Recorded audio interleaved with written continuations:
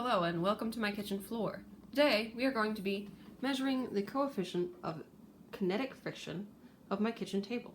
Now I have it propped up here on paint cans, which gives it an angle of almost exactly 75 degrees that way, which means it's 25 degrees. It's 15, 90 minus 75 is 15 and not 25, thank you.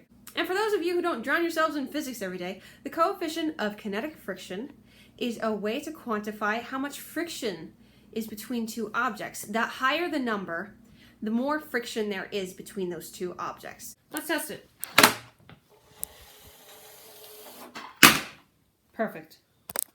So here I've marked off a length of 50 centimeters on my table, and I'm using metric instead of imperial because it's just easier to do, honestly, with calculations and stuff. Okay, and so what we're gonna do to measure it is we're going to start out our object at the beginning, and we're going to measure the time it takes to fall to that second purple mark.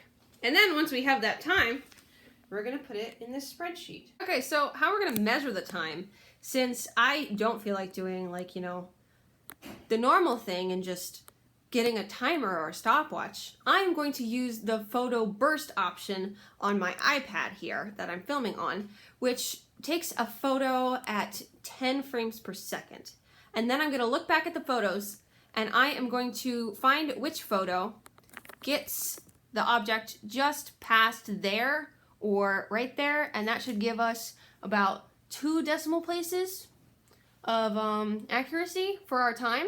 And the cool thing about this is we don't even need to know the mass of our soap container filled with screws. I did the math all over here, nerd stuff, blah, blah, blah, blah, blah. And mass doesn't even come into our mu equation, our kinetic friction equation. But we do need the length from point A to point B, and the angle, and then the time. Since we're going to keep the length and the angle consistent, we're just going to measure the time. And that is how we are going to compute the friction. We measured the soap dispenser falling 15 times. And we averaged that right here. Over here, we did a very complicated something or other here. And we got our mu sub k.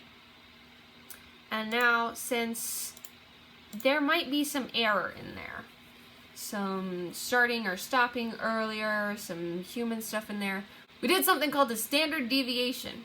And the standard deviation pretty much measures how off you're going to be any given time within a reasonable margin of error. And so that's where this complicated thing came in. Ooh, pretty. Lots of letters and numbers. And this is what we got. That's a pretty low standard deviation. Now, we did not have many trials. Also, we only did the first standard deviation, so this is probably not entirely accurate, but I'd say that's pretty good. So the coefficient of static friction, so the coefficient of kinetic friction between my kitchen table and this soap container is 0.103 plus or minus 0.0081.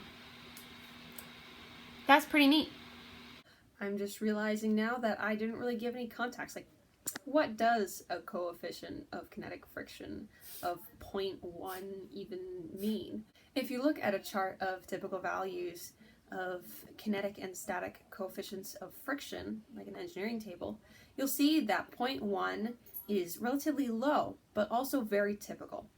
It is about the same value as if you had cast iron rubbing against mild steel while it's greased.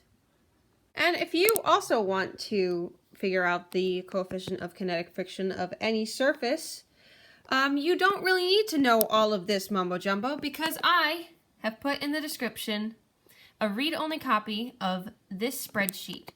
You can put in your numbers